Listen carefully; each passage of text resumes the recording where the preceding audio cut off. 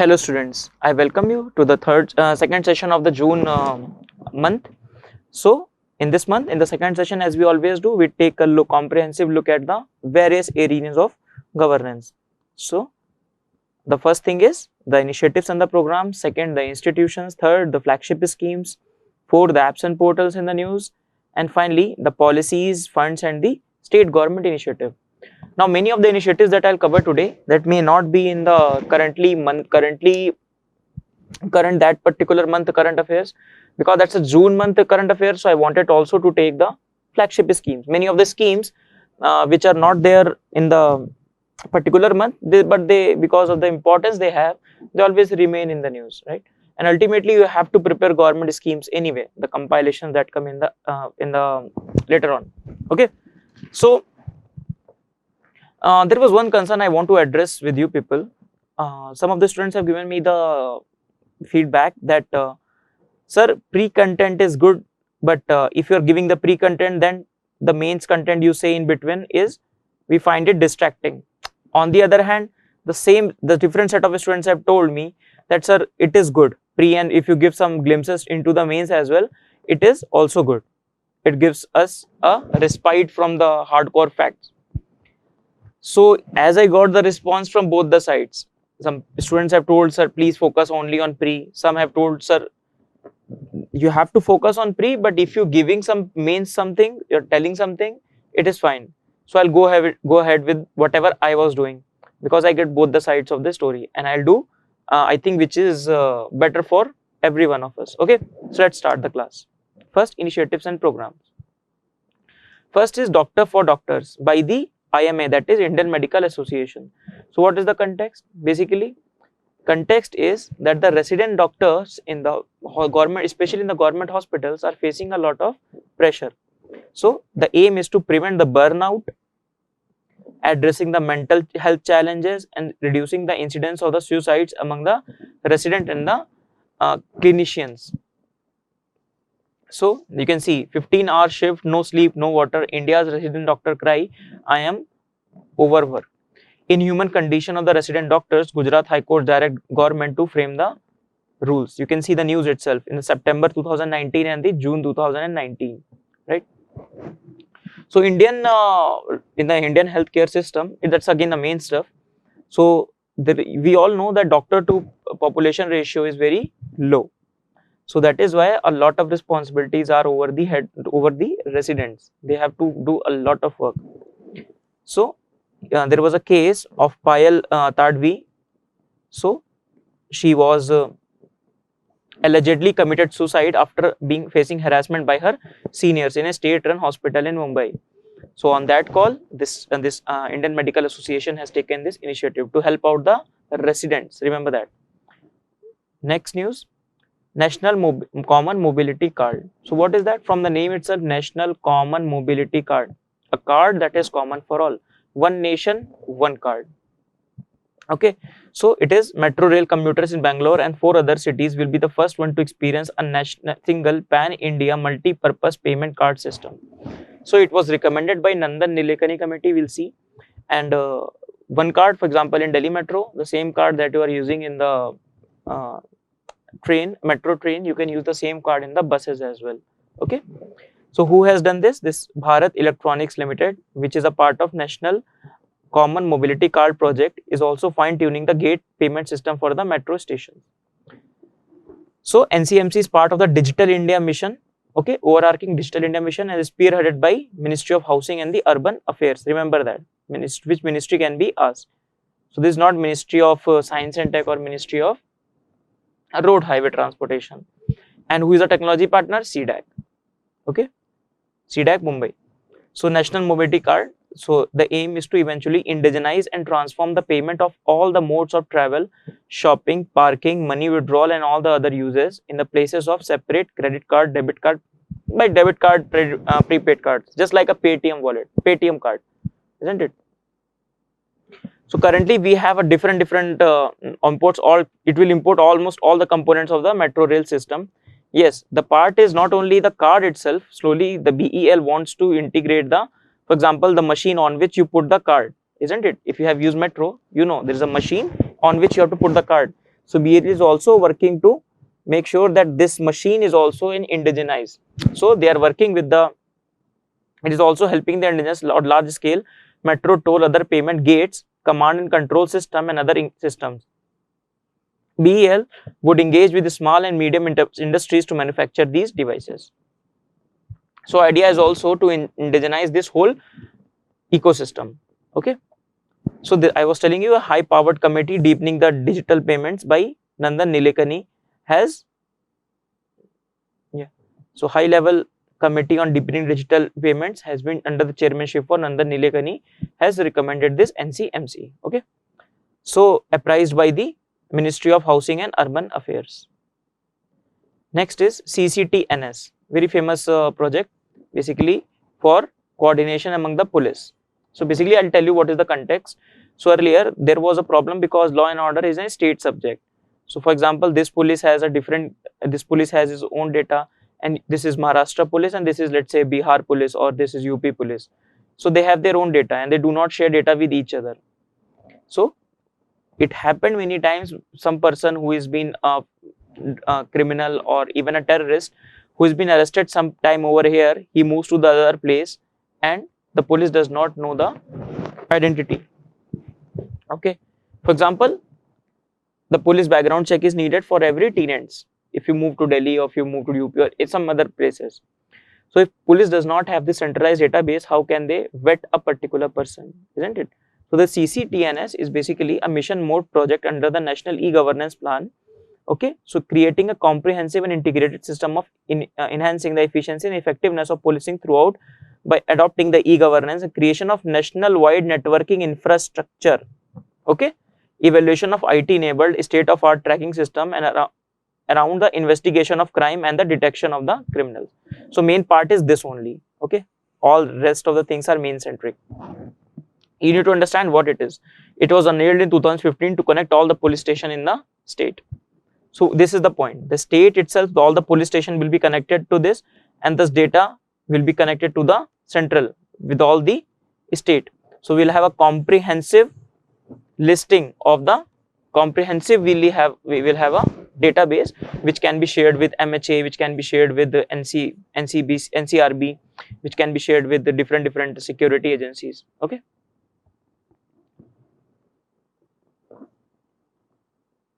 So that's all we have this. So it is aligned with the NGP principle of centralized planning and decentralized implementation.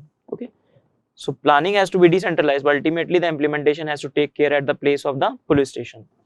Finally, next is e-government, government e-marketplace, GEM. It's very important initiative of the government. So basically, I'll tell you the context. So basically, one of the problem in the government is procurement. That is, the government agencies are there, they are procuring from the private players. Now what happens is, there's a monopoly of particular private people who provide stuff to the government, and many a times they provide product for an inflated price, right? And there is some officials and this private player nexus. So ultimately the loss is of public money, the taxpayers money, right? In ethics there is a topic now, utilization of public fund. And one of the problems considered in that topic is problem of procurement. So government marketplace is there to digitalize it, open normal people also, so that they can also bid for the government procurement. So what is it? An online platform for the government users, which leverages technology to enhance the transparency, efficiency and the speed in the public procurement. It provides a tool for e-bidding, reverse e-auction, demand aggregation to facilitate the government users and achieve the best value for their money, right? Value for money, but also value of money also for the government. The government should also be very efficient and put the most value to the money whatever they are procuring. Advantage is paperless, cashless, contactless platform, giving end-to-end solution. Okay. Remember the Ministry of Commerce and Industry. Fine. Next is, so Mr. Modi says the GM facilitated procurement in least time at lower cost and improves the quality. In fact, he himself ordered a particular procured a particular thing from a seller, very small seller. Okay, just when he was starting this, when he was starting this program. So you can see I'm a buyer and I'm a seller. This is directly taken from the GM website. So you can have this all much, you can procure all this from the different sellers. Okay, so there will be advantage for the buyers and the sellers. It's a main centric point. Okay, so the usefulness will be transparency, ease of buying, return policy, continuous vendor rating system, and so many things. So this is important. GEM is very important, is also mentioned in your current budget. Next is ENAM. So that is E-National Market, Agricultural Market. So ENAM is an online trading platform for agriculture commodities for transparent price discovery. Okay, one of the problem the farmer faces in his field that he does not know the price of the commodity in the market. Okay, so the problem is he sells his product in APMC and he does not know what the price he should expect.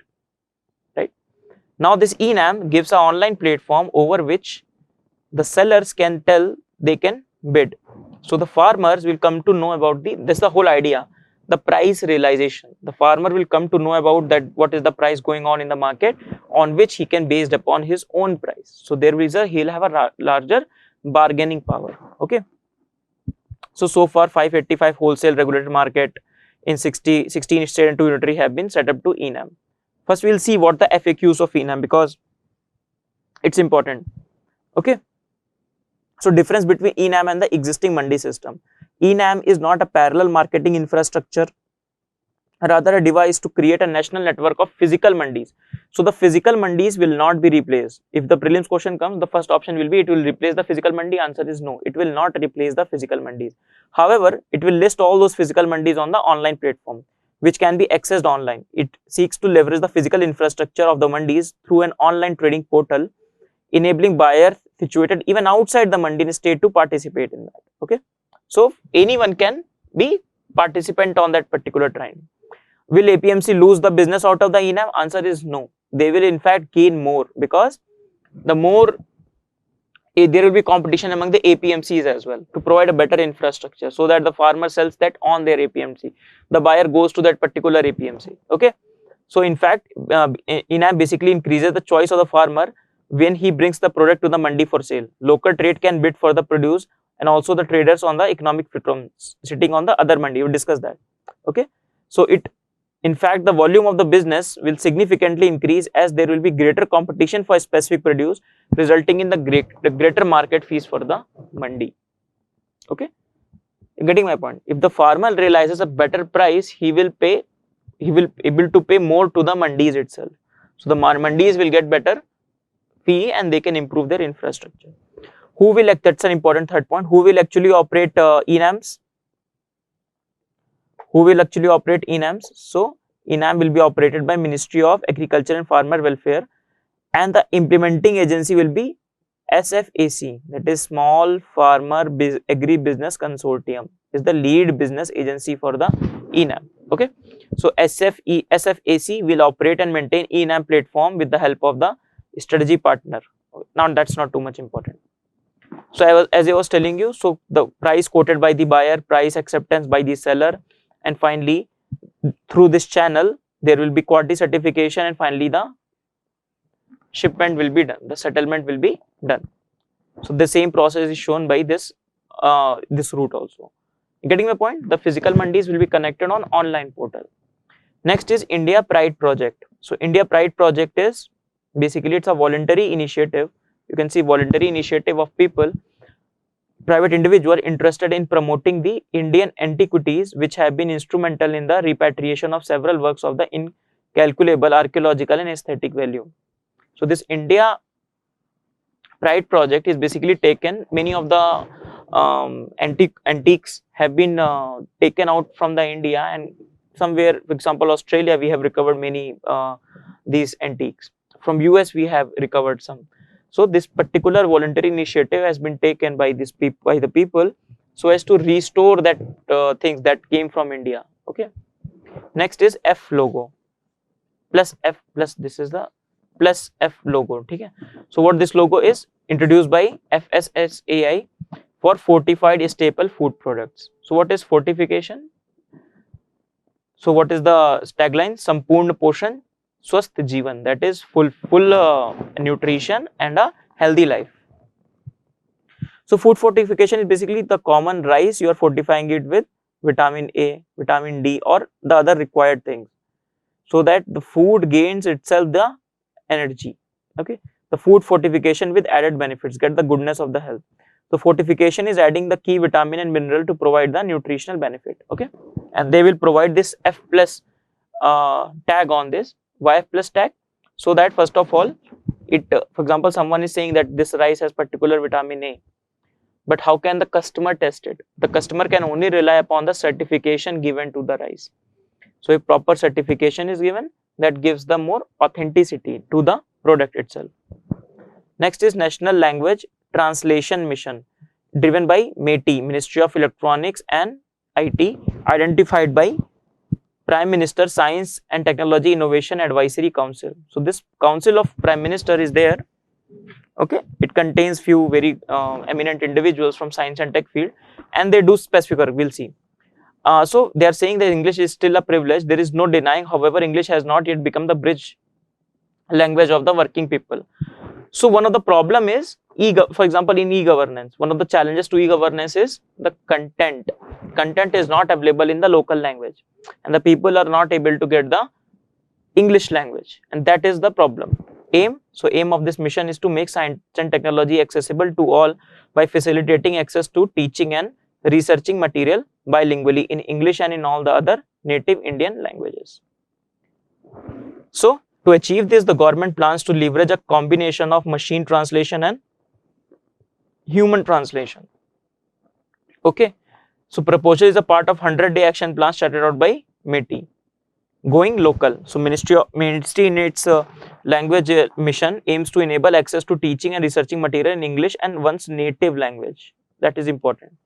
Okay, for you, this one is also important. The source census 2011, new census is also coming, but for this question can be asked by UPSC. It's a more India Air book kind of stuff. So the speaker of the mother tongue, so highest by Hindi, after Hindi it is Bengali, just remember that. So Hindi is the highest speakers, then Bengali, then Marathi, then Telugu. Okay, not Tamil. Just remember that, because this list can be asked arranged from highest number of the language spoken by the largest number of people in a descending manner or ascending manner. Something can be asked. So the IT Ministry is the lead agency for the implementation of the mission, along with the Ministry of Human Resource and Development and DST. PM, this council is the overarching body. So now coming to this body itself, so it's an overarching body that facilitates the Prime Minister's office and develops a futuristic roadmap and advises Prime Minister accordingly. This office also oversees the implementation of such interventions by concerned S&T departments, agencies and other government ministries. So rest few things you don't have to read. Just remember that it's not a cabinet council or constitutional or statutory council, just a kitchen cabinet kind of thing. Okay. Next is National Maritime Heritage Museum. If you have seen the budget videos, so they are also, because this budget, as I told you, too much focused on tourism also. Tourism is one of the 9 components of the budget speech. So there the government has focused within the tourism is majorly on museum and the archaeology. Okay. So they have said that at Lothal we'll have this National Maritime Heritage Museum. India, Portugal will cooperate in the setting up of it. Implementation, Ministry of Shipping through its Sagarmala program will be involved in the Archaeological Survey of India, the state government and the other stakeholders. Okay. So Lothal location you can see near to Gulf of Khambat. And many of the location I have mentioned in here, if you see the essay, if you see the budget class, the third class of budget, then you will find many of the locations that I have discussed which are relevant, which are given in your budget itself. So please do those mappings, because that's are very important. Next is Sustainable Livelihood and Adaptation to Climate Change program. Okay. So this program has been launched. It's a training program. Okay. So launched by National Institute of Rural Development and the Panchayati Raj. So this Sustainable Livelihood and Adaptation program to climate change is funded by the Special Climate Change Fund, which was set up under the UNFCCC for adaptation and capacity building projects. Okay. Next is implementation. So the convergence, this training program will be in the convergence with Mahila Kisan Sashakti-karan Pariyojana. We will see that today. We will read about this Mahila Kisan Sashakti-karan Pariyojana. Sashakti-karan means empowerment. So Mahila Kisan means the women farmer empowerment. Pariyojana means scheme, because many of times Hindi schemes are not, many of the students from the South India are not able to get this Hindi, right? The next is MG Narega, and third is other centrally sponsored schemes. So convergence will be there to create a cadre of 200 certified climate smart community resource people. Okay, so climate smart community resource persons, including the progressive farmers and other 100 young professionals in village, to secure their livelihood through climate proof planning and the adaptation. Because climate change, as I discussed in the last class also, climate change is one of the key issues cropping up in almost every sphere of life, whether you see foreign policy, national policy, terrorism, everywhere at the international level conventions, or whether it be in the level of agriculture, everywhere climate change is becoming a very prominent theme. So courses focused under the SLACC, the course highlight the climate change variability intervention that can help in improving the crop productivity, information on the weather advisory services, alternative livelihood activities for climate resilience. Okay, so rest thing you not need to run, just need to run that what does the training program says, right, what they are offering. So by the institution, so this is the institution, it's an autonomous organization supported by the Ministry of Rural Development, not Panchayati Raj Ministry. Acha, institution I should have done under the heading of the institution itself, but I find it more connecting when I compare the schemes and done by the institutions. So many of times you will see I'll go beyond the boundaries that I have made for the structuring part. You see, overall end is to get you the more get you the content in a very crisp way, right? So that is why sometimes we have to breach, we have to compromise our means.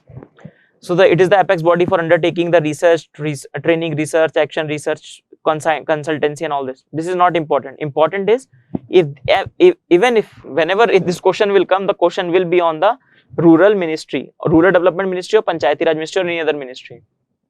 Secondly, it's called skill development ministry. Secondly, this is a India yearbook stuff. In the yearbook, all these stuffs are given. Next, so the same thing, National Institute of Rural Development and Panchayati Raj, but it is in the Ministry of Rural Development. Okay. Next is some initiatives for tuberculosis, so program towards the elimination of tuberculosis. Okay. So this program is launched by the World Bank and the Government of India, and they have signed a loan agreement of $400 million. It will cover the 9 states. It will support the government's national strategic plan to implement to end TB by 2025. So India has a plan to eliminate TB by 2025, and this plan will be instrumental to that. It will provide the financial incentive to the private sector care providers, direct benefit transfer to the patients. It's not patent, it's patients. Okay. Next is program towards the elimination of this tuberculosis. It will support the government's, we have discussed that. It will help in strengthening the implementation of Nikshay, right? The government web-based TB case monitoring system. So remember this also, Nikshay. Okay. So it is the web portal for the TB case monitoring system. Tuberculosis disease itself, it's a bacterial disease, and India one of the highest problem of TB in India. So it is next is revised in National TB Control Program. It is implemented under the umbrella National Health Mission. Okay, revised National TB Control Program. So the revised National TB Control Program is based upon the internationally recommended DOTS strategy. So one more thing you need to remember, the DOTS strategy is related to the TB. What is DOTS? Directly Observed Treatment Short Course Strategy. Strategy used for the treatment of the TB. It was launched in 1997 and it was restructured somewhere in around 2006. Now coming to the point, National Strategic Plan to End TB by 2025. So this revised National Tuberculosis Control Program released this framework in 2017 for the control and elimination of TB by 2025. In fact, in the budget, I have told you already, in the budget the slogan was TB harega, desh jeetega. So a lot of focus is the government on the TB, because Prime Minister in his speech also mentioned that were the target of India for the TB elimination. Now, whenever Prime Minister give too much emphasis on a topic, for example, Swachh Bharat or any other, that becomes highly relevant for your prelims as well as mains. Component provides the goals and strategy for countries' response to the disease during this period, 2017 to 2025, to eliminate TB 5 years ahead of the global and TB transfer under the Sustainable Development Goal. National Strategic Plan to end TB by 2025. TB elimination will be based upon the 4 strategic pillars of detect, treat, prevent and build. Okay, that is more means relevant, but still. Okay, so 4-wheeler that we discussed. So detect means find all the cases, right? That is next treat. Treat the initiate and sustain all the patients on appropriate TB treatment whenever they seek care. Next is prevent the emergence of the TB in the susceptible population. Identify the vulnerable area, which are the vulnerable area, and try to prevent the preventive measure itself. Then build enabling policies, empowering the institutions and human resource with enhanced capability. This is important, and this is relevant for the prevention part also. So National Strategic Plan for ensuring the quality diagnosis, treatment and support to every TB patient, right? So we have discussed a target to eliminate TB, and this fund, though it's not important, this one you can remember, 500 per patient per month for the national nutritional support for TB affected under the RNT-CP. Because if they are not if they are ill by TB, first of all they will lose their daily wage, right? Secondly, they need some money for the nutritional support so that they can come out of the disease very quickly. Okay. Next is Swachh Sarvekshan 2020 League. Part of the annual Swachh Sarvekshan or sanitation survey of cities and the town. It's a quarterly assessment of the cleanliness, quarterly. Okay. By Union Housing and Urban Affairs Ministry. Right. So you need to see how changes have been from sustainability to the institutionalizing Swachhta. So earlier it was conducted once a year, and now it's conducted, as we discussed, quarterly will be done. So data captured through multiple data fields, now integratedly something will be done. Citizen-centric engagement, now citizens will validate. Sustainability with, we have discussed that, ODF++, now they have come up with more protocols, Water Plus and all other protocols. More relevant from mains perspective, but just remember that this league has been and one step ahead towards the Swachh Sarvekshan. Okay. Next is universal immunization program. So it basically deals with 12 life-threatening disease. Now, if you want to focus, I have not highlighted these 7 because these 7 we will see next in the mission Indradhanush. So one thing you can do on your end, if you want to read about the different disease, you can pick these disease, write about their symptoms, what are the causes, bacteria, virus, all this, and you can make your own notes. But because these diseases are covered in the universal immunization program, that itself becomes very relevant. Mission Indradhanush, so immunization against the 7 vaccine preventable disease, namely diphtheria, the same 7 disease, which I have highlighted with, not highlighted with white. Next is the same thing, Mission Indradhanush, to target all these seven things. Now there is an intensified Mission Indradhanush is also there.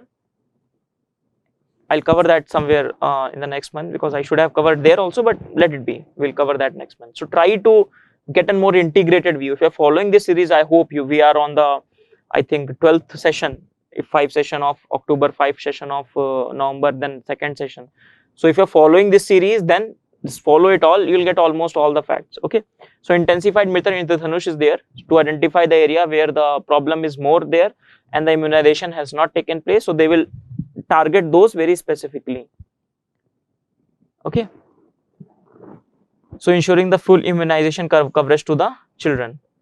Next is very important program, not from that perspective, but for the women, because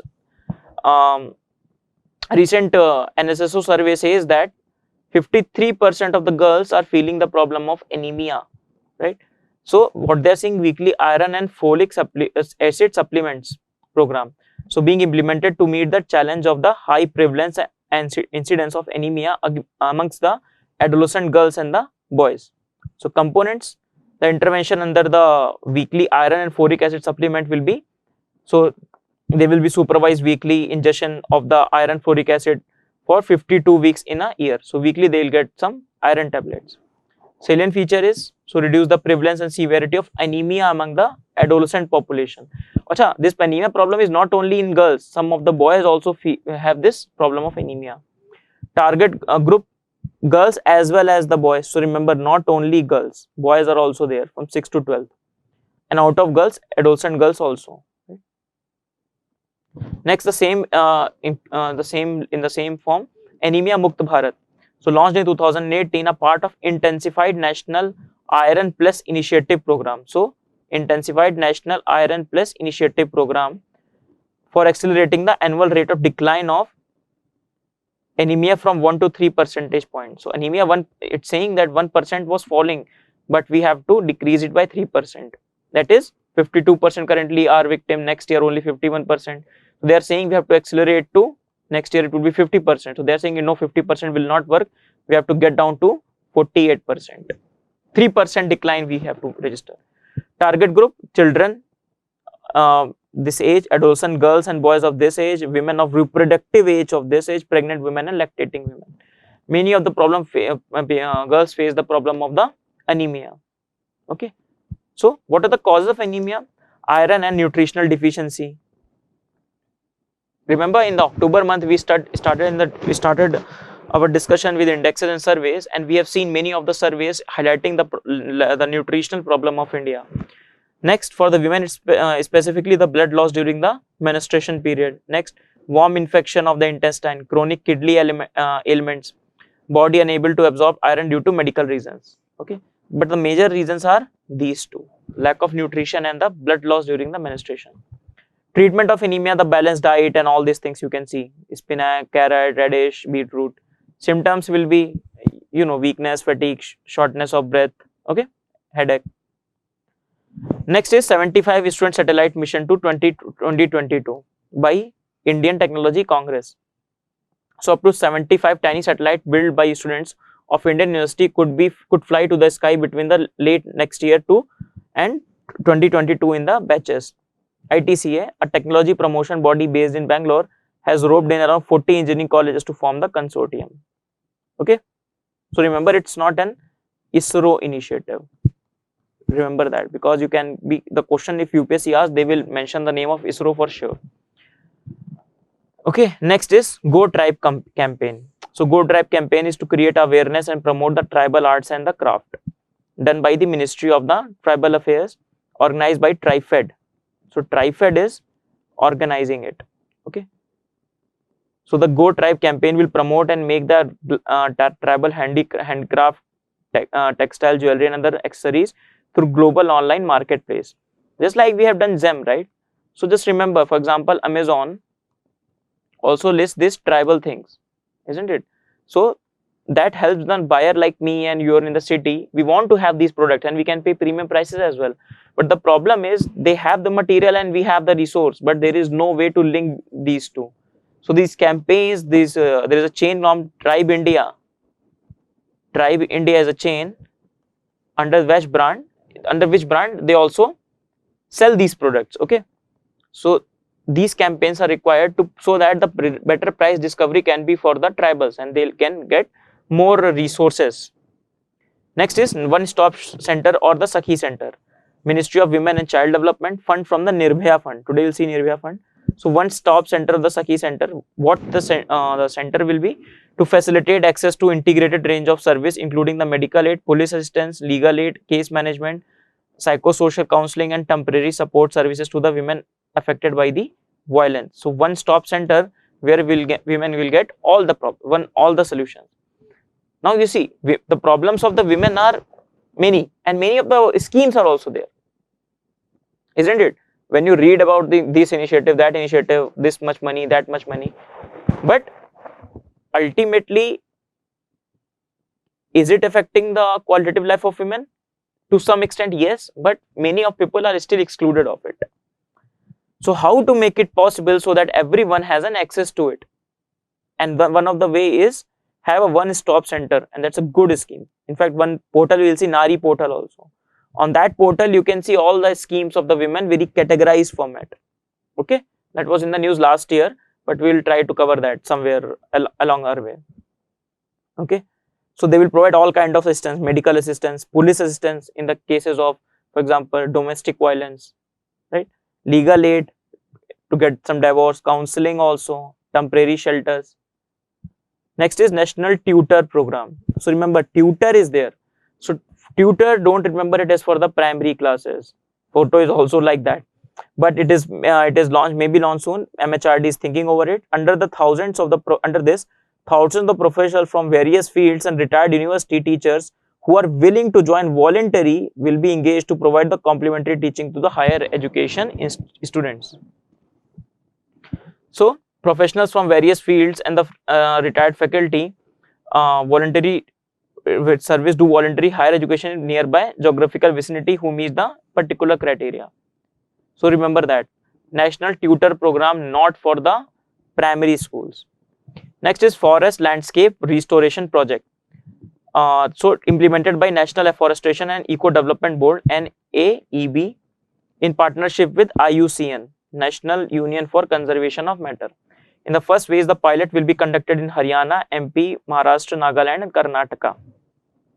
Okay, pilot will be in these states. Don't need to remember the pilot program, but just remember what is forest landscape restoration and which institute in India is doing this. So that is done by National Afforestation and Eco Development Board.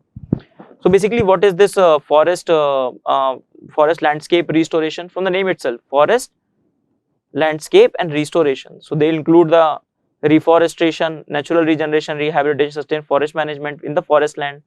In the agricultural land, they want agroforestry, improve the fallow land. Next, protect land buffers like mangroves, watershed protection, erosion control. So focus on the mangroves. So as I was saying, a pilot project in the Haryana, MP, Maharashtra, Nagaland, Karnataka. So I don't think you need to remember if you form the map one. So Haryana, MP, Maharashtra, Nagaland, and Karnataka. So I think from this you can anyway remember this, even if it is asked. Next is National Afforestation and Eco Development Board. I'll cover it then and there. So this board set up in 1992 is responsible for promoting afforestation, tree planting, ecological restoration, developmental activity in the country. Nothing too much important. Just remember, it is from the MOEF-CC. Okay? MOEF, Ministry of Environment and Forest and Climate Change. Next is Food and Nutritional Security Analysis India. So this analysis is done by the MOSPI and the World Food Program. Okay, so the same results will be there. The point that our children have problem of stunting, wasting, anemia. So all these the reports are same. The conclusions are almost, the figure will go here and there, but conclusions are majorly the same. Next is World Food Program. So Government of India initiated a biennial event to promote the food processing sector at the global level. With the very pump and show it was organized. Okay, first event was conducted in 2017. So it was supposed to be, it was in the June news, but it was finally conducted in the November. World Food India to be held from 1 to 4th November. Okay, to be the world biggest gathering of the global and the domestic decision makers in the food processing sector. Okay, Srimati Badal, the minister, holds the meeting with the industry leaders and the foreign ambassador from major food processing countries. Okay, so now we have seen the one part of the discussion. It's been a long part. Now we will see the other part, that is the institutions. So the first institution we're gonna see is National Statistical Commission. Okay, so just one second. So National Statistical Commission is basically based upon the C. Rangarajan Committee, C. Rangarajan Economic Advisory Committee in 2004. It's been too much in news because when the statistical integrity of the India is in question, isn't it?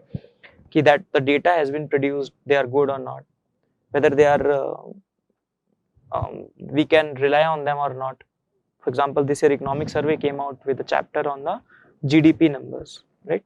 So the objective of the of its constitution is to reduce the problem faced by the statistical agency, CSO and NSSO in relation to the collection of the data. And the implementing ministry will be MOSPI, that is Ministry of Statistical and Program Policy Implementation. NSC has 4 members besides the chairman. One more point is there, that the data, one of the things that you write in a means right answer, that the data is not there. But any scheme you take, one of the problem faced by the scheme is the data is not there. In fact, Niti Aayog in strategy paper has discussed it twice, evidence-based policy making data-driven governance. So the data becomes really very relevant for the policy making, right? And for this, the institutes related to the statistics become highly relevant. So what you can do in your India Yearbook, if you want to read, you go to the MOSPI chapter, that is Ministry of Statistical and Program Implementation, and just read the few agencies, the chronologically when CSO formed, when NSSO formed, they can ask question on that. Next is Agriculture, Produce and Food Products Export Development Authority, APEDA. So statutory authority, it's under the Ministry of Commerce, not Ministry of Agriculture. Remember that, not under Ministry of Agriculture. Okay. So what are the mandates and responsibility? You can see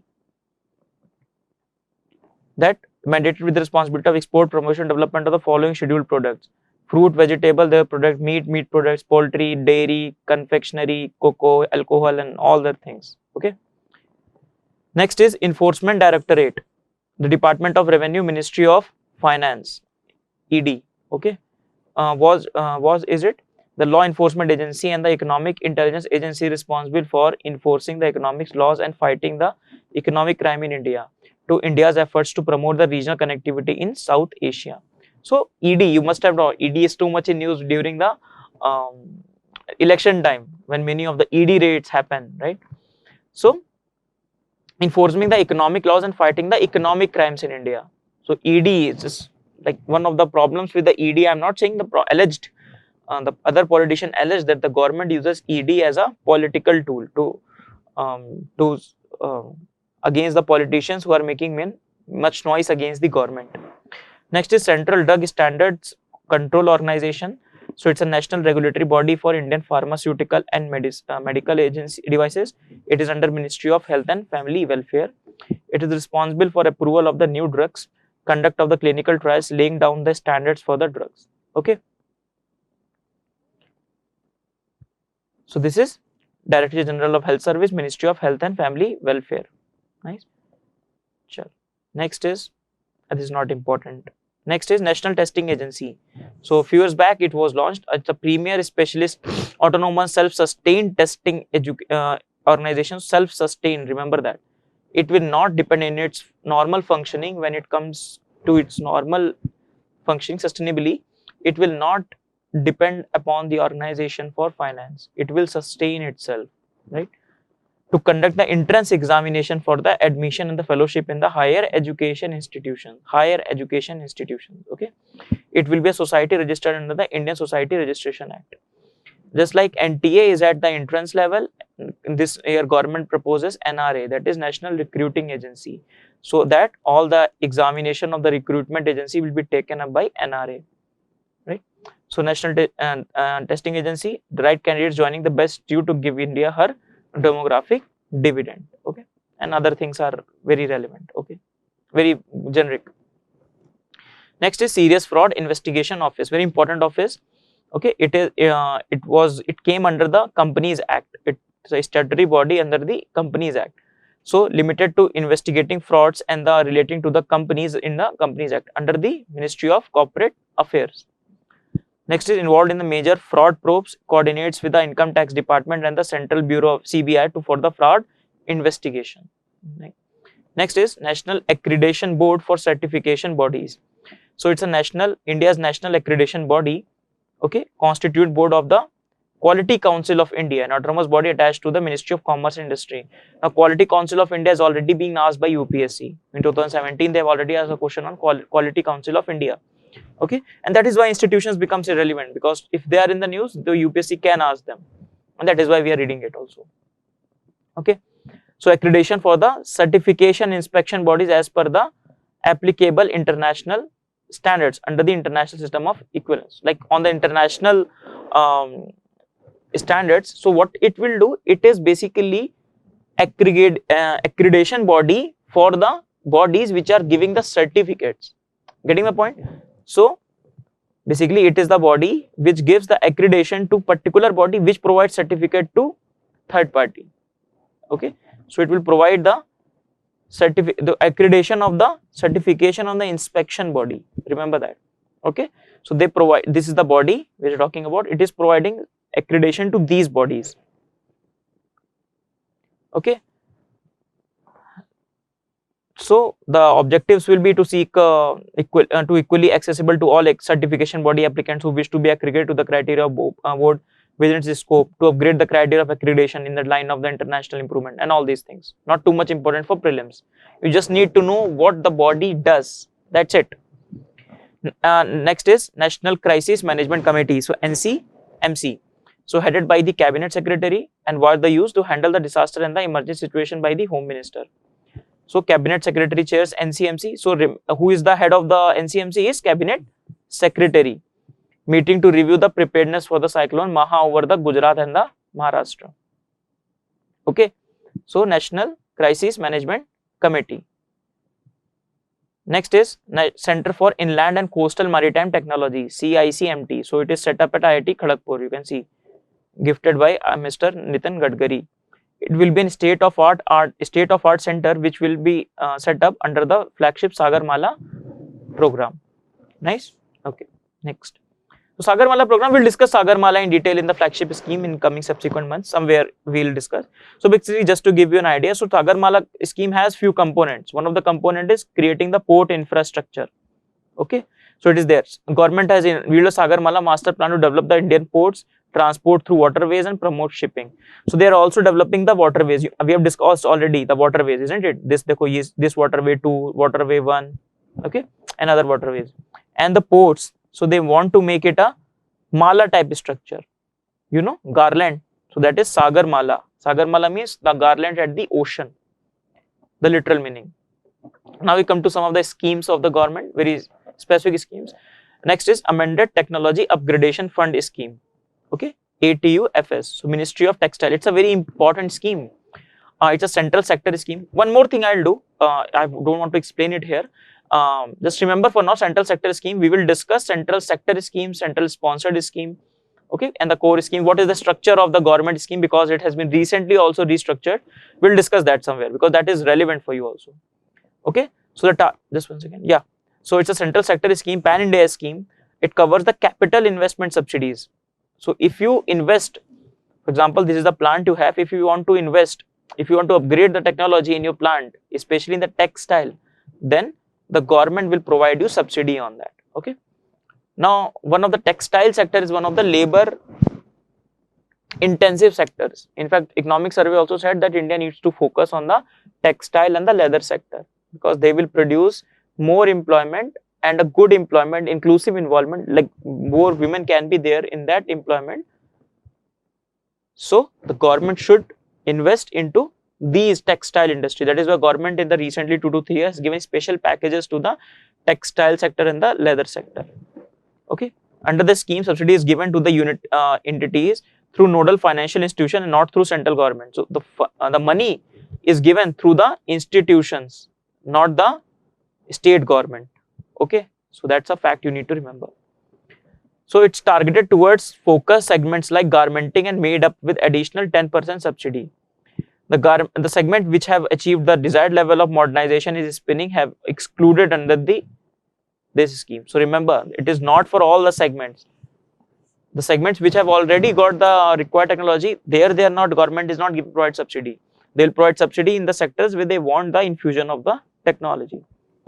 Okay, and with the aim of Make in India and zero effect in manufacturing, government provides credit linked capital investment subsidy. The scheme would facilitate the augmenting of the investment, productivity, quality, employment, exports and import, substitution in textile industry, and directly promote the investment in the textile machinery and manufacturing. Okay. Next is Nal Se Jal scheme. This year, remember, for pre and mains both, the topics related to the water will be very, very relevant. Okay, because I think after Swachhta Abhiyan, the Prime Minister has taken upon the next mission. Like I can see, one can see the primary focus of the Prime Minister is also on the water, TB, portion, nutrition. So there are few areas which are too much in the news. The Prime Minister himself spent a lot of time on, spent a lot of capital on these topics: nutrition, water, and TB free India. So Nal Se Jal scheme to provide a pipe drinking water to every rural home by 2024 in response to the study showing that 84% of the rural homes do not have any access to the piped water, with more than 70% of the country's water contaminated. Okay. So with the announcement of Nal Se Jal scheme, so government is expecting investment worth 6.3 lakh crores in the next 5 years, according to a report. Okay. Next is National Rural Drinking Water Program. When 2009, it's a centrally sponsored scheme by Ministry of Drinking Water and Sanitation. Okay. It's by drinking water and sanitation to provide every rural person with an adequate safe water for drinking, cooking, and other basic domestic needs on the sustainable basis. Advantage: it will enable the country to reach to the goal of increasing the coverage for sustainable piped water supply. Sustainable piped water supply. Okay, so Ministry of Drinking Water and Sanitation. Cabinet approves continuation restructuring of this program. Next is One Nation One Card scheme. Okay, so it will ensure all the beneficiaries, especially migrant, can access the PDS across the nation from any PDS shop of their own choice. Now, one of the problem with this food security and the PDS scheme was the non-portability of the scheme. For example, I am living in UP, right? I have a ration card from this place, but now I have some work. I have to go to Mumbai, or I have to go to Punjab, or I have to come to Kerala. So there I cannot use my PDS card. To the mobility of the these schemes was a big hindrance. Then what will happen? He was getting some benefits in the UP, so he will not get those benefits in the other places. Then you have to spend out of his own pocket, or he will delay that migration itself, and it will have impact on his economic growth, isn't it? A person's own economic growth that will have a impact on that. So the condition will be ration card, Aadhaar linkage will be there, and person will be eligible for subsidies supported by the center, such as those of national food security. The migrant will be allowed to buy maximum 50% of the family quota. Okay. Important is which ministry is doing it. So Ministry of Consumer Affairs, Food and Public Distribution. Not very mainstream ministry, but relevant for this. Remember, it's not agricultural ministry. Okay, so that's the point. Under the One Nation One Ration Card, so government is coming up with this One Nation One something, right? From the GST, One Nation One Tax, One Nation One Card, One Nation One Ration Card, One Nation One that mobility card, right?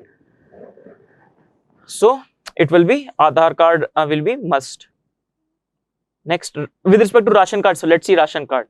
So a document issued under by an order and authority of the state government as per the public distribution system for the purchase of essential commodities from the fair price shops. Okay, the details that families and the conduct and they will the checking of the ration cards and proof of the identification is done for issuing this ration card. Next is integrated management of the public distribution system, IMPDS. Integrated management of the public distribution system. A new central sector scheme, the same Ministry of Consumer Affairs and the Food and the Public Distribution functions. Implementation of the nationwide portability of the food grain distribution. Okay, implementation of the nationwide portability in the food grains distribution. So functions of this scheme will be creation of national level data repository for deduplication of the beneficiary data. Okay, deduplication. One of the problem in the this ration card and Aadhaar card is the duplication, the ghost beneficiary called. So many ghost beneficiaries, and the ration was siphoned off, and the genuine beneficiaries were not having this. The genuine beneficiaries are not able to get the benefits, and these ghost beneficiaries are getting all the benefits.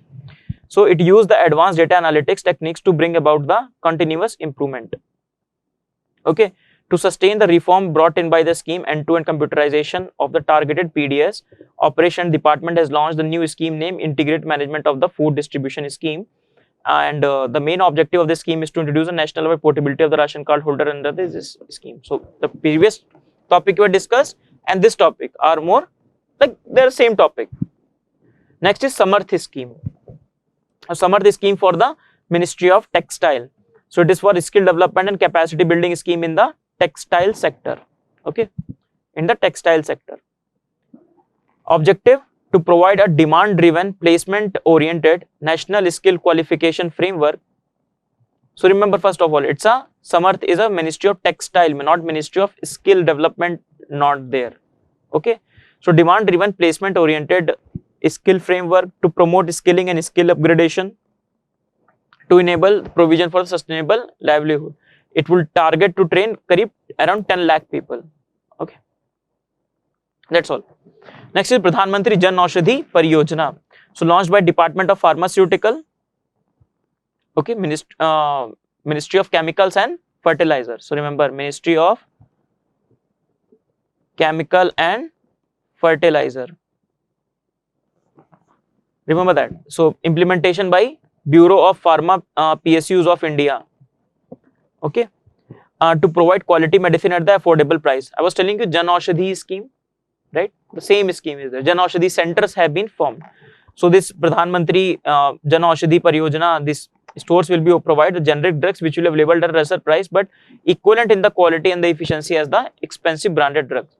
In fact, last year Prime Minister has given a special appeal in his Mann Ki Baat that he was saying that the doctors should take up a responsibility. It is incumbent upon the doctors to take up the responsibility and prescribe only the generic this medication, because many a times the doctors in the pressure or the incentive economic incentive given by the medicine companies provide the branded drugs that are very costly, and what they argue to the patient, when the patient argue that sir please provide the generic drugs, the doctor argues that the effectiveness of the branded drug is more, but the empirical study shows that effectiveness is almost the same. Okay, and also the data shows that out-of-pocket expenditure is around the highest in the world, around 70% out-of-pocket expenditure of the people, and out of the 70% is on the medicine itself, not on the OPDs, but on the medicine. So out-of-pocket expenditure is also the majority of the out-of-pocket expenditure is on the medicine, and that is why this Pradhan Mantri Jan Aushadhi Pariyojana becomes highly relevant. In fact, I have also taken many of the medicine right from this institution, right from this shop. You will find those shops nearby you also. Okay. Next is Poshan Abhiyan. So very famous scheme Poshan Abhiyan. I have discussed that scheme earlier, given the context. So aim objectively to reduce the stunting, undernutrition, anemia among the young child, women and adolescent girls, to reduce the low birth weight. So they want to do it by 2%, 2%, 3% and 2%. So anemia by 3%. We have discussed a particular scheme with respect to anemia as well, remember? Okay, per annum respectively by 2020-22. So they have given a quantifiable targets, first of all, very quantifiable targets, and they will have a dashboard on the KPI, key performance indicators will be there to monitor the progress as well. So it strive to achieve the reduction in the stunting from 38% to 25%. Mission, it's also known as Mission 25 by 2022. So if the question comes Mission 25 by 2022, remember that it is the same, they are related to the stunting. Efforts of the Ministry of Women and the Health. So there will be convergence of Ministry of Women and the Ministry of Health. Next, so same thing. So there will focus on one of the main focus of the Poshan Abhiyan is making it a Jan Andolan.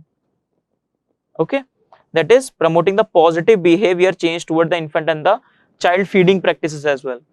Making sure that the change comes from within, because in nutrition initiative have been taken right from 1990s, but they have not bore many results. So focus on breastfeeding for the first 9 months. Okay, initiation of the breastfeeding within the hour of the birth. So focusing the breastfeeding, if it is done properly, then a lot of nutritional requirement of the child can be done right from there. Okay, So National Nutrition Mission, so it will create the rest are the points that we have already discussed.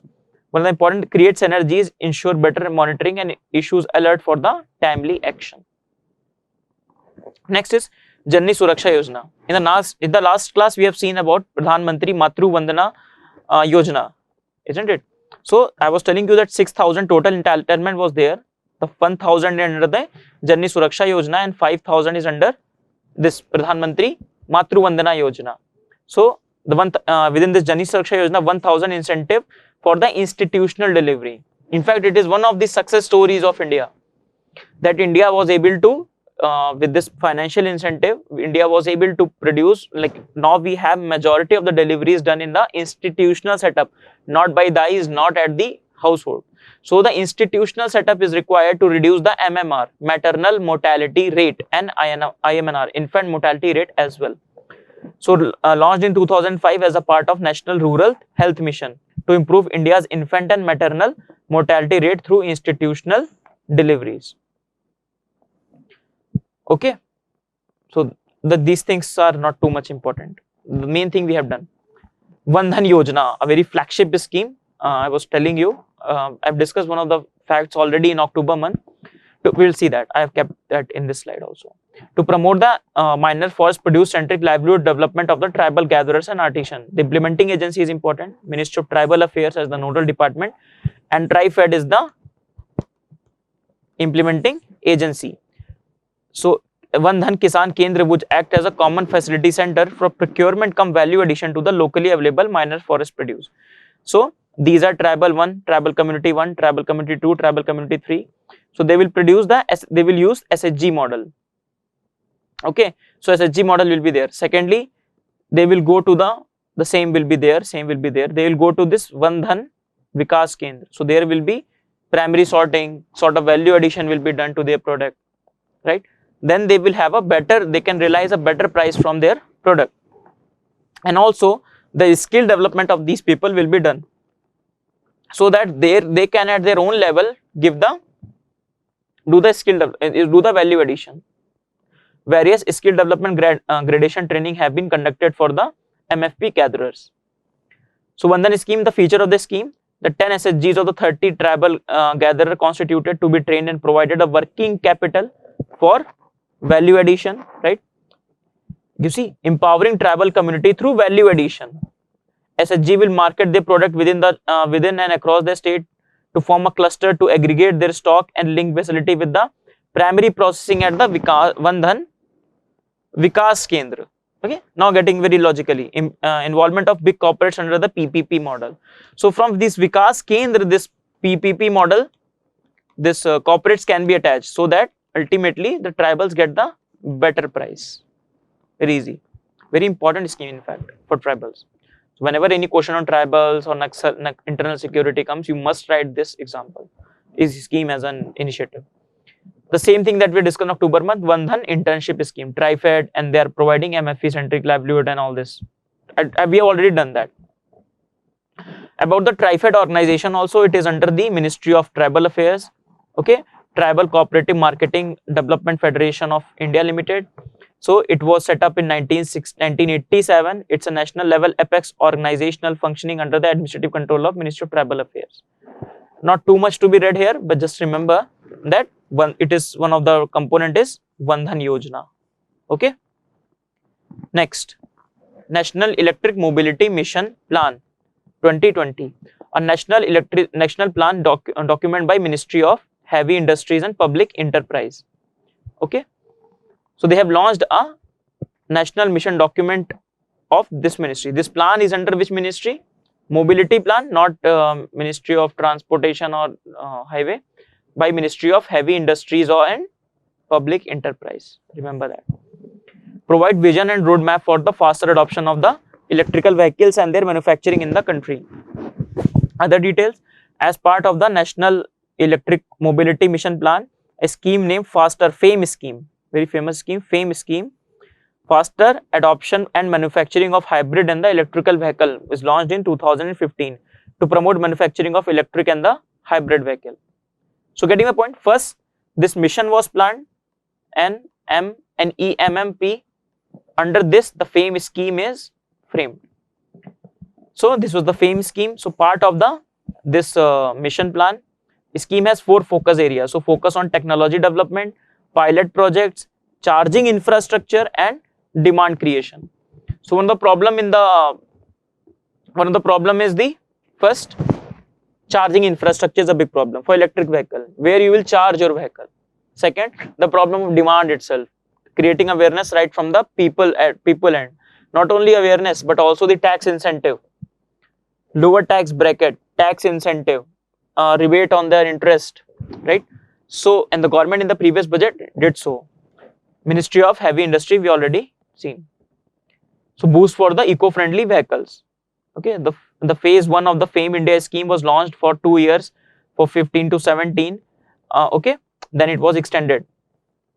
Under the schemes, this much vehicles have received incentive. That much you don't need too much into it. Now the second phase of the FAME has been launched. That is why it is in news. So second phase of the FAME has been launched, implemented over the period of 3 years from 2019-2020 to 2019-20 to 2021-22. Objective to achieve faster adoption of the same electric and the hybrid vehicle by the way of market creation and indigenization, electrification of the public and shared transportation. So this is also important. So that does not mean that we are only focusing on the electric vehicles, but also the electrification of the public and the shared transportation, so that the transportation is also run on the electric, not only the vehicles, but overall, for example, metro rails, right? Like that. Next, the local manufacturing. A special incentive will be given for the local manufacturer for critical components of the electrical vehicle, especially lithium-ion batteries. Right from the first class, I told you that lithium-ion batteries are critical to India, and that is why we have read about lithium triangle also. Establishment of the charging infrastructure. Objective is stressed upon the indigenization of the entire electric vehicle value chain, offering incentive to the original equipment manufacturer to invest in setting up a charging network. Very easy. Next, FAME 2 has been introduced to achieve the target of more than 30% of the electric vehicle by 2030. Okay. And because earlier they have a goal very ambitious, like Modi government sees very ambitious, sets up very highest ambitious goals. Earlier they have a goal of 100% electrical vehicles by, that all the vehicles will be electrical vehicle by 2030. Many of the articles came that it's not possible at all. That's a very, but now they have set up very realistic. You see, if you set a aim high, up to an extent it's good. Okay, it gives us motivation.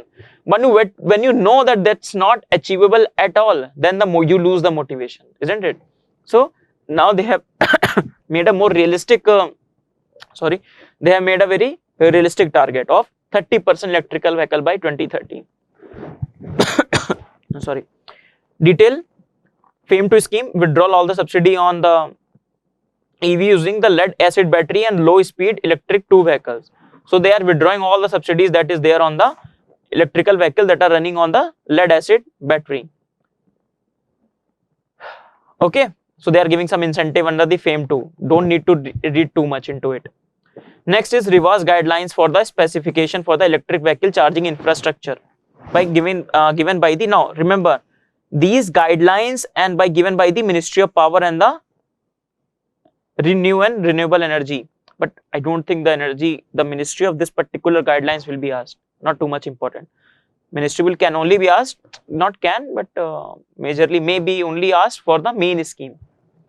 Details, the earlier guidelines were issued but superseded by these new guidelines. So, what are the steps taken by the government to produce electrical vehicle mobility in India? New GST regime. So, only 12% they will attract GST. Next, Ministry of Power has allowed the sale of electricity as service for the charging electrical vehicle. Okay, so incentive by the Ministry of Power. Ministry of Road Transport and Highways said notification for exemption of permit in the case of battery operated vehicle.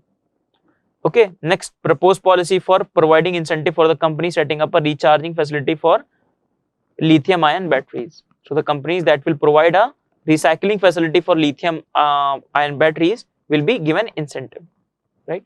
So this message for the electrical vehicle infrastructure. Electrical vehicle, I am telling you right from the start, that is very, very relevant for your prelims. Next is The scheme I was discussing, Mahila Kisan Sashaktikarn Pariyojana. Now, if you have seen, so many things were in news with respect to women in agriculture. Women in agriculture. Okay.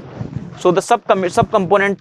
So the questions were like a report has came which says that the food security problem, the problem of the food yield, all these problems can be addressed to an extent if the more assets, women are there in the agriculture, no doubt about it, they are there as a cultivator, but they do not have the access to the resources. Okay, the land is the name of their husband, father, but they do not have land in their name. Now their husband and father went to urban areas.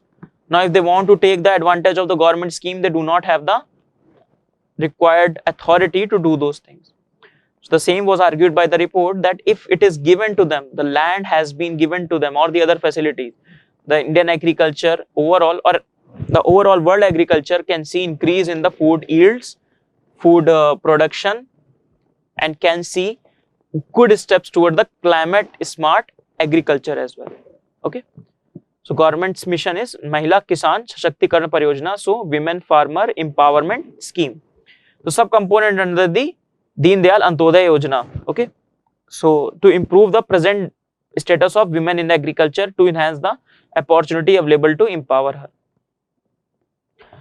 So empowering the women in the agriculture, so more than 33 lakh farmers supported and customer hiring center to facilitate hiring of the farm equipment and the normal rate. More than 8 lakh women farmer mobilized into producer groups and producer companies. When the women will be in an organized thing, then they can have a better bargaining power. Segregated and very discreet way, they will not have those power. Okay, so the framework of Mahila Kisan Sashaktikarna Pariyojana is a strong generic institution of poor, that is self-help groups, sustainable agriculture practices, community research and community paraprofessionals and community institutions of farmer. So they want to integrate all those to finally get benefit to the women, not relevant for pre. Okay, the first point was itself relevant for pre. Next is solar manufacturing scheme, solar panel manufacturing scheme. So obviously it will be by the Ministry of New and Renewable Energy. The aim is to create end-to-end solar manufacturing capacity in India, strengthen Make in India, make domestic manufacturer competitive, insulate domestic solar industry from the international market volatilities. So one of the problems of India at WTO was with the subsidy that we are giving at the for the solar national solar mission. So you can write about that also. You can read about that also. It's a very old news, 2014, 13, it was too much in. So the benefit with the manufacturing scheme, it also helps to create skilled jobs. It will convert India from a net importer of the country to the net exporter. In solar panel manufacturing, Indian government is allowing 100% of the FDI equity and automatic approval is there. Okay. UPSC has asked question on one of the institutions of the solar energy, and when the government is focusing too much on solar energy, and everybody knows that our INDC goals, our commitments for the solar energy, then it becomes pertinent. Okay. Next is Pradhan Mantri Fasal Bima Yojana. Now already this question on this scheme has been asked, but still just to have the sake of for the coverage, we will read about it. It aims to support the sustainable production of the agriculture by providing the financial support. So basically what this scheme is, one of the major problem with the farmer is that if they do not have the insurance to their crops, if the crop is destroyed and by disasters, then they do not get the money. It will lead to the farmer suicides. Indebtedness, farmer suicide is the final outcome. Okay, indebtedness it creates first, because they have to pay back the money they have taken for planting the seeds, the money they have given to the laborers. Okay. So the Pradhan Mantri Fasal Bima Yojana says that we will provide you crop insurance. Okay. For example, what will be the stabilizing the farmer income, encouraging the farmer to adopt an innovative and modern agriculture practice, ensuring the flow of credit. Issues. So the issue in the Pradhan Mantri Fasal Bima Yojana was they failed to cover the sharecroppers and the tenant farmers, and that is the biggest problem with any agricultural scheme, isn't it? One of the problem in the economy, if you remember, we have discussed that when I was discussing land leasing and contract farming, that we have landlords who are not willing to work. The land is in their name, who are not willing to work, who are not even going to their farms, and under them a lot of cultivators are working. They do not have security of tenure, they do not have the document in their name, isn't it? The document is in the name of landlords. Now the landlord is not caring about, he is getting that much money. If the cultivators have promised him that we'll give you 60,000 per year, so he will get those 60,000. He doesn't care if the disaster comes or anything comes. But at the farmer level, he wants the insurance, but he will not get the insurance because the scheme does not cover him. The land is not in his name, there is no formal land leasing law. Land leasing has not been done. So that is the problem. So what are the details of the scheme? Envisages a uniform premium for 2% for paid for the kharif crops, 1.5% for rabi crop, and 5% for the horticulture crops. Okay, so mandatory for the farmers who have taken institutional land loan from the banks, especially those who have taken loan from the banks. So ultimately, all these schemes are helping only the, so as to say, the large farmers, and very small fraction of the small and the marginal farmers. So in 2015-16 was launched to provide the better insurance coverage for the agricultural crops and thereby mitigating the risk, to provide comprehensive insurance coverage to the farmer. So all these things, and more importantly, one of the major component of the scheme, as it is said to be, that we will use extensive technology to give you compensation. The crop assessment will be done by the compensation. Okay, but that is being one of the highlights of the scheme. So they are saying minimum premium and the maximum insurance. So farmer has to pay only 2% of the premium. For example, he is getting insured for 60,000. Okay, so now he has to pay some, let's say, I'm just presuming 10,000 rupees of premium. Now he has to pay only 2% of the premium. 2% of the premium, right? So only 200 rupees he has to pay. Okay, and 200 rupees he has to pay, and if the crop does not get destroyed by the factors, then he will receive the 60,000 rupees, right? This is the same thing. Next is smart city mission, a very old mission, but it was in the news. Some appraisal has been done because it has just completed its 4-year or 4.5 years. 2015, to improve the ease of, launched in 2015, improve the ease of flowing of the citizen, create cities that are ahead of the curve in the decision making in the problem solving. So no universal definition of smart city has been given. However, they have highlighted the 4 approaches. First is retrofitting, so improvement in the cities that are still there, renewal, redevelopment, greenfield development, the development right at the scratch. So there are 2 types of development, brownfield and greenfield. Okay, for example, Amravati city has been made, that is a greenfield project. Brownfield means retrofitting. Okay, next is pan city initiative, in which smart solutions are applied covering the large parts of the city, so providing the technological support to the city.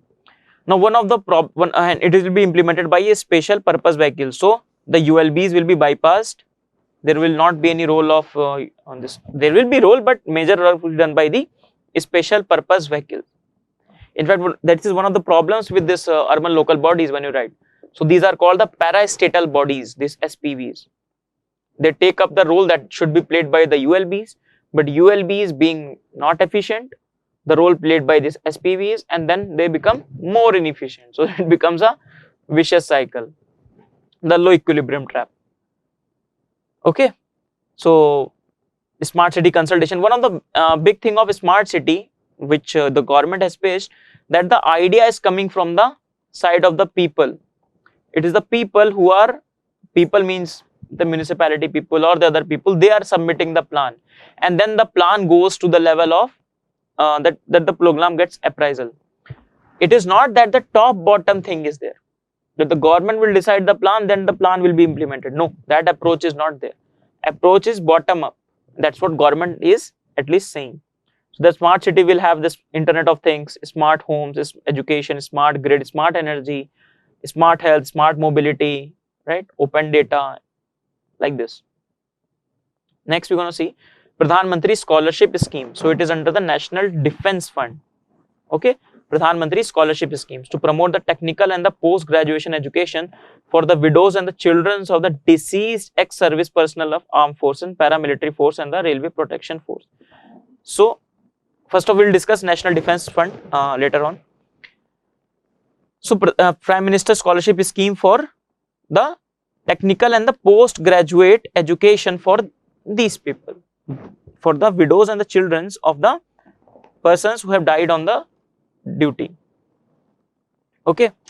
So, being implemented by the jointly by Ministry of Railways, Defence and Ministry of Home Affairs. Ministry of Railways for railway protection, Ministry of Defence for armed forces and paramilitary because of the Ministry of Homes. So, it can be a potential question because it has many components. National Defence Fund is there, who to whom, which are the ministries involved. So, now the state police official who also killed during the terror Naxal attack will also be included. So, this is where it is in news. So, the state police, so apart from the armed forces, paramilitary and the RPF, these people will also be included, these state police officials. So, now we have seen this big segment, flagship scheme. Now, very small section is remaining. We start with the apps and portals. The first portal we're going to see is Pencil portal. Now, very interesting portal, but very important problem that this portal wishes to address, that is child labor. So, full form is Platform for Effective Enforcement for No Child Labor by Ministry of Labour. So, it's a portal on which you can register it. If you see a child, you can register that. So, the authority will come into the picture and will do subsequent things upon that. Okay. So, next is, so this is the better today for who are the India's future, right? So, it is under the implementation of this Child and Adolescent Labour Prohibition and Regulation Act. Next is Track Child and Khoya Paya web portals. So, by Ministry of Women and Child Development to track the missing and the found children. The Track Child portal, the implementation in the association with various stakeholders including Ministry of Home Affairs, Ministry of Railways and state government. So, remember, with the ministry, this ministry is working with the other ministries, because why Ministry of Railways? Because many a times these abandoned children are found in the railways begging, or many a times they are lost in the train, because millions of the people travel on a daily basis. Many of the children are lost in the railways, and where the state government is now important, because rails cross states, right? Many of time if the interstate journey is there, then you need the help of the states, and that is why this portal can come in a very handy, and that is all e-governance initiative, right? That is why we say e-governance makes governance smart. Okay. So, drive to rescue the missing children. The Track Child and the Khoya Paya portal, both the portals were started simultaneously, 27 June 19. Next is Gamma portal. The government has launched an online portal called Grievance Against the Misleading Advertisement, Gamma portal, where the complaints related to the advertisements can be lodged. Ministry of Consumer Affairs. Okay, Gamma portal. Very easy. The consumer, for the consumer rights, right? So, you can see it's Hindi, har chamakne wali cheez sona nahi hoti. Everything that shines is not gold. So, this is what the government, then they want you to register the complaint here, right? Consumer right is one of the, in India, we are trying to get more and more. For example, 1986 Act, 1984 Act, I think, is been abolished, repealed, so not abolished, repealed, and new act has also came into picture, right? It has increased the rights of the people.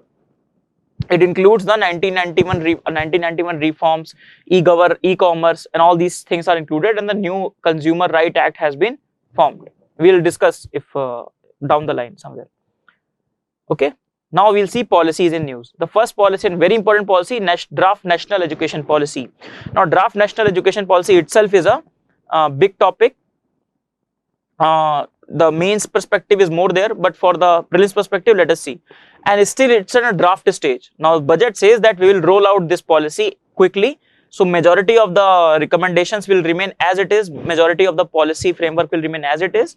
But I think before prelims, we will have this policy in our hand. Recommendation, doubling the percentage of the public expenditure on education. Now, this has been there in the recommendation right from 1986. So first policy came in 1986, then it was amended in 1992, and finally we are having this policy. Okay, and it's the first policy in almost in 3 decades. So that's a long time, and lots of changes have been made, isn't it? RTE, right to education, has come in. Okay, the midday meal has picked up the pace. Anganwadis have expanded. So we need some changes. So the setting up of overarching National Education Commission and National Research Foundation, encouraging the primary school education in the mother tongue. We'll see that. Incorporating the traditional Indian knowledge system into curriculum. So what the changes they want to, currently RTI covers from class 1 to class 8. So now they want to change it, expand both the sides. They want the preschools to be in the RTI and also go till the class to 12. So they want to increase the rights. As the state capacity increases, this is the duty of the state. Integration of Anganwadis in the preschools. So integrated primary school framework from age 3 to 8. Focus on health and education in the Anganwadis. Anganwadis preschool to be linked with the local primary schools. Rote learning, formal teaching in the preschools. Focus on play and discovery based learning. This integration, like convergence of the Women and Child Ministry and the MHRD. In fact, Anganwadi, oversees the Anganwadi system now.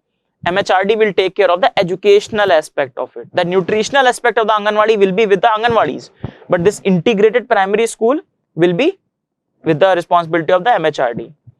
The 3-language formula has been in news, and it has created a lot of controversy also. Well, now we'll see what is in the final draft. So recommended by the final education policy, what they are saying, the preschool teaching should be in the mother tongue, right? In fact, I was reading a book on education system of India. The book says that why the mother tongue is important. Just I'll take 1 minute and explain you why the mother tongue is important. Because the child, if it, for example, my mother tongue is Hindi, right? Now, if I am told to teach in English, I am adaptable to it. I have learned it and I have done things. But imagine if I would have been told I'm speaking Hindi in my hometown, in my home, and come to a school and there is no Hindi. Everyone is saying that in English or any other language. So will the innovative ideas crop in my mind? First, the time I'll take to process that language into Hindi, isn't it? So the child needs this, what was that? This play and discovery based learning. Can this play and discovery based learning take place without the mother tongue? Answer is no. So that is why the education policy lays emphasis on the mother tongue, and also our constitution says the same. From class 1 to 5, exposure to 3 languages. Medium is mother tongue. Class 6 onwards, they are saying that we should adopt a 3-language formula. Now 3-language formula for 2 type of region. First, Hindi speaking and non-Hindi speaking. For Hindi speaking, they are saying Hindi, English and other modern Indian language. For and currently we didn't have that thing. For example, I didn't read any 3rd language. For non-Hindi speaking, English, the local language and any other language. And you can take up the foreign language as well. Okay. So earlier the controversy was there in that area. You can see non-Hindi speaking states should include regional language Hindi and English. And then there was a lot of protest from the South Indian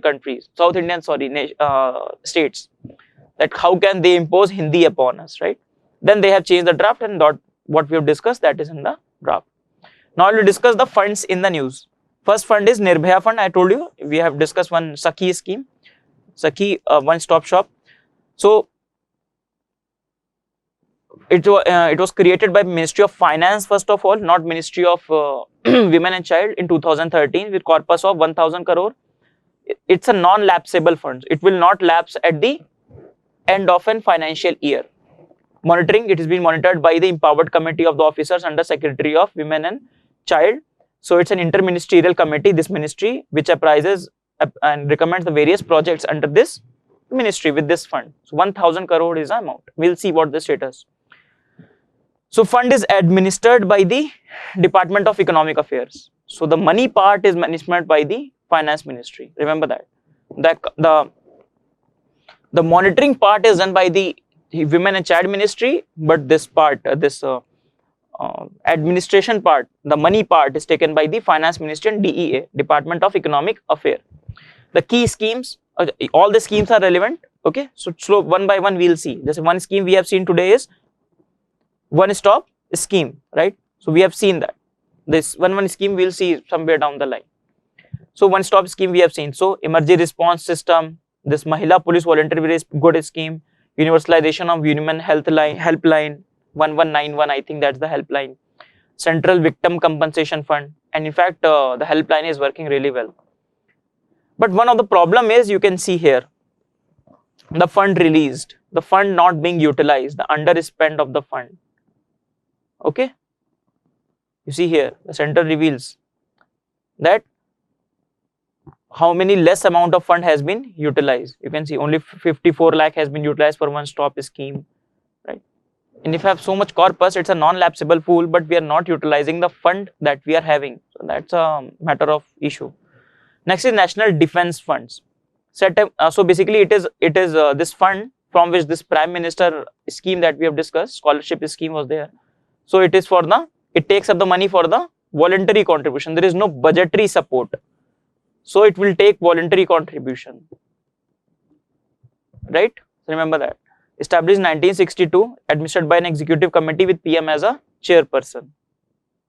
And schemes under this scheme, majorly the scholarship schemes are there, okay, and other schemes are there. So we have discussed this scheme, Prime Minister scholarship scheme under this National Defense Fund. Okay, and now we have seen that state officials are included. Now last segment of our discussion, the state government initiative.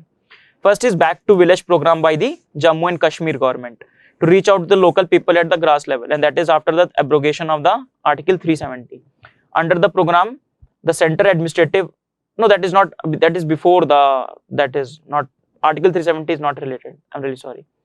Under the program, the entire administrative operators of the state will be going to visit this much panchayat. So they will go to the panchayats and talk to people. So Back to the Village 2 program will be organized from November 25 to 30. I'm really sorry, it's after the 370 because I've heard of it. Okay. Senior official asserting that fundamental objective is to empower and development of the panchayat. In fact, the group of the panchayats have met Mr. Home Minister in the Delhi. They came from Jammu and Kashmir, this newly elected panchayat. In fact, one of the solutions seen by the central government to the problem of Jammu and Kashmir to crop up the new leadership. I don't know whether it's right or wrong, but they want a new leadership to take center stage in the Jammu and Kashmir. Next is our unique urban flood hazard atlas by Odisha on the basis of the historical flood indonation captured through satellite imagery from this. So they have created a flood atlas. So vast area of the states are inundated every year due to flooding by the major rivers like Mahanadi, Brahmini, Baitarni and all this. Okay, so this atlas will give a better understanding to the policymakers or the DMs that how the prevention step, the preparedness can be taken care of, right? So National Remote Sensing Center of the Indian ISRO will conduct a study on the flood hazard zonation of the Odisha. Okay, so providing a clear map. So aimed at tackling the floods effectively, the system takes into account the flood Indonesian data from 2001 and 2008. Okay, so that is the end of the discussion. Very long discussion, I'll say, relatively long discussion, but that is bound to happen because, as I told you, I will be discussing a lot of stuff because I don't want to have any exclusion errors. Many of the schemes that I have discussed today, they are more from the, not from that particular month, right? But they have relevance because these are continuing scheme, and without understanding those schemes, you won't be able to understand the current affairs, right? So my aim is to provide a deep understanding with the 10-month or 11-month program that we'll have, and after that we'll also have the compilation PDFs also that will help you to revise at the end, right? You can download the PDF of the videos at the description link down below, and see you in the next class. Thank you.